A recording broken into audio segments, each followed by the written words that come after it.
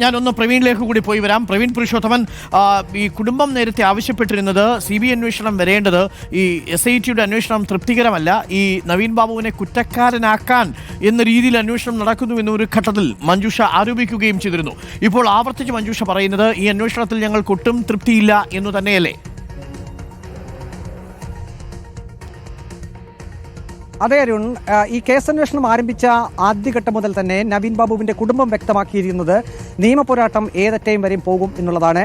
അതുകൊണ്ട് തന്നെയാണ് അവർ ഹൈക്കോടതിയിൽ CBI അന്വേഷണം ആവശ്യപ്പെട്ടുകൊണ്ടുള്ള ഒരു ഹർജി നൽകിയത്. നാം ഇതിനു മുമ്പ് കണ്ടതാണ് PP ദിവ്യയുടെ ജാമ്യാപേക്ഷയെ എതിർത്തുകൊണ്ട് നവീൻ ബാബുവിന്റെ കുടുംബം ഹൈക്കോടതിയിൽ ഉൾപ്പെടെ വിശദമായിട്ടുള്ള വാദത്തിലേക്ക് പോയിരുന്നു. അന്ന് എല്ലാ കാര്യങ്ങളും എടുത്തു പറഞ്ഞുകൊണ്ട് തന്നെയാണ് ആ വാദമൊക്കെ നടന്നിരുന്നത്. ഏറ്റവും ഒടുവിലാണ് CBI അന്വേഷണത്തിലേക്ക് തങ്ങൾ ആവശ്യപ്പെടുന്നു എന്ന രീതിയിൽ ഒരു ഹർജി ഹൈക്കോടതിയിൽ സമർപ്പിച്ചത്. ഈ മരണം നടന്നതിന് ശേഷം ആദ്യഘട്ടം മുതൽ തന്നെ മഞ്ജുഷ ആവർത്തിച്ച് വ്യക്തമാക്കിയിരുന്നു ഈ മരണത്തിൽ ദുരൂഹതയുണ്ട്, ആത്മഹത്യയെന്ന് തങ്ങൾ കരുതുന്നില്ല എന്ന്. അതിൻ്റെ അടിസ്ഥാനത്തിൽ തന്നെയാണ് പിന്നീട് അങ്ങോട്ടുള്ള ഓരോ നിയമ നടപടികളിലേക്കും അവർ പോയത്. അന്ന് തന്നെ മഞ്ജുഷ ആവർത്തിച്ച് വ്യക്തമാക്കിയിരുന്നു നിയമ പോരാട്ടം ഏതറ്റയും വരെ പോകുമെന്ന്. അതായത് ഹൈക്കോടതിയിൽ സിംഗിൾ ബെഞ്ചാണെങ്കിലും ഡിവിഷൻ ബെഞ്ചാണെങ്കിലും തങ്ങൾക്ക് അനുകൂലമായിട്ടുള്ള വിധി വന്നില്ലെങ്കിൽ സുപ്രീം കോടതിയെ തന്നെ സമീപിക്കുമെന്ന് ആദ്യഘട്ടം മുതൽ തന്നെ വ്യക്തമാക്കിയിരുന്നു. അതാണ് അല്പം മുമ്പ് തന്നെ മഞ്ജുഷ വ്യക്തമാക്കിയത്. നിയമ പോരാട്ടം ഏതറ്റയും വരെയും തുടരുമെന്ന്. നവീൻ ബാബുവിന്റെ മരണശേഷം പോസ്റ്റ്മോർട്ടത്തിൽ ചില കാര്യങ്ങളൊക്കെ പറഞ്ഞിരുന്നു. പക്ഷേ ആ പോസ്റ്റ്മോർട്ടം റിപ്പോർട്ട് പാടെ നവീൻ ബാബുവിന്റെ കുടുംബം തള്ളിക്കളഞ്ഞിരുന്നു.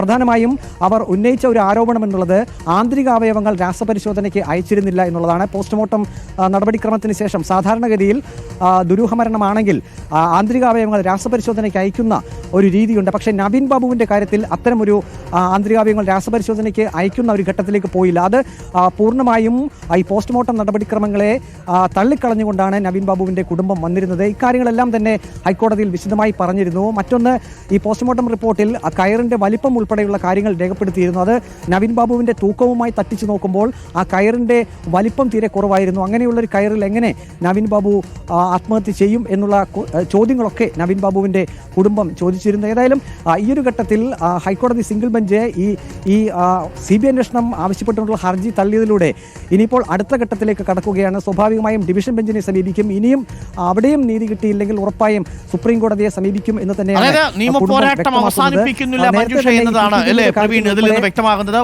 പല കാര്യങ്ങൾ ചൂണ്ടിക്കാട്ടിയാണ് മഞ്ജുഷ നവീൻ ബാബുവിന്റെ കുടുംബം ഹൈക്കോടതിയെ സമീപിച്ചത്. ഒന്ന്, ഈ കേസിൽ ആരോപണ വിധേയായിരിക്കുന്ന പ്രതി PP ദിവ്യയുടെ പ്രോട്ടോക്കോളിനേക്കാൾ താഴെയുള്ളവരെ കൊണ്ടാണ് ഈ കേസ് അന്വേഷിക്കുന്നത് എന്നതാണ് കുടുംബം ആദ്യം പറഞ്ഞിരുന്നത്. രണ്ടാമതായി, ഇതിൽ CCTV ദൃശ്യങ്ങൾ നിർണായകമാണ്.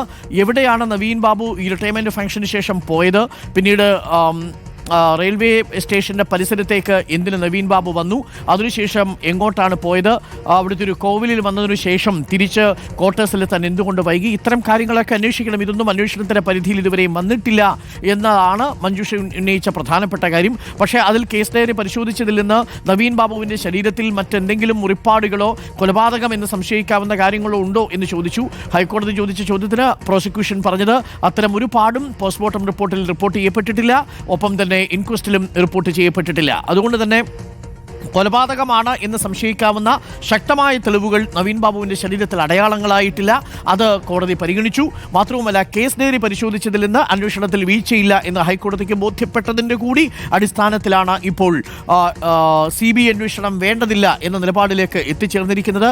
ഏറെ ശ്രദ്ധേയമായ കാര്യം, കുടുംബം ആവശ്യപ്പെട്ട ഈ കാര്യമൊഴിച്ച് ബാക്കിയെല്ലാം പാർട്ടിയും സംസ്ഥാന സർക്കാരും കൂടെ നിന്നിരുന്നു. എന്നാൽ CBI അന്വേഷണം ആവശ്യമാണ് എന്ന നിലപാടിലേക്ക് എത്തിയപ്പോൾ പാർട്ടിയോ സംസ്ഥാന സർക്കാരോ ഇതിന് തയ്യാറായിരുന്നില്ല. പത്തനംതിട്ട ജില്ലാ കമ്മിറ്റിയിൽ CITU അംഗം മലയാലപ്പുഴ മോഹനൻ മാത്രമാണ് CBI അന്വേഷണത്തെ അനുകൂലിച്ചിരുന്നത്.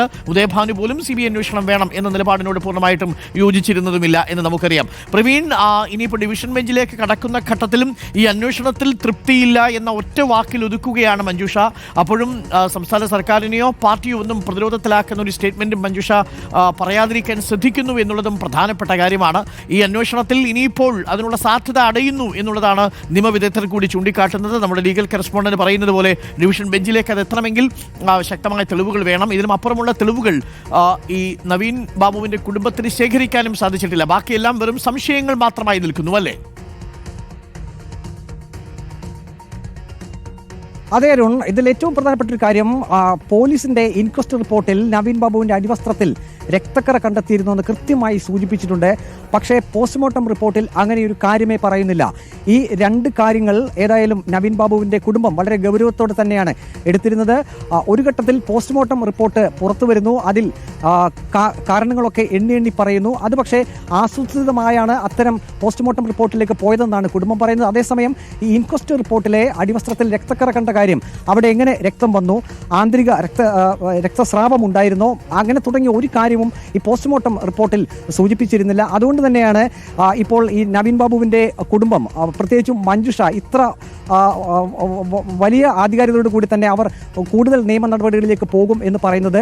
സ്പെഷ്യൽ ഇൻവെസ്റ്റിഗേഷൻ ടീമിന്റെ അന്വേഷണത്തിൽ നവീൻ ബാബുവിന്റെ കുടുംബം ഒരു തൃപ്തിയും ആദ്യഘട്ടം മുതൽ തന്നെ രേഖപ്പെടുത്തിയിരുന്നില്ല. ഞാനിപ്പോൾ നിൽക്കുന്ന ഈ നവീൻ ബാബുവിന്റെ വീട്ടിലേക്ക് സ്പെഷ്യൽ ഇൻവെസ്റ്റിഗേഷൻ ടീം ആകെ ഒരു പ്രാവശ്യം മാത്രമാണ് വന്നത്.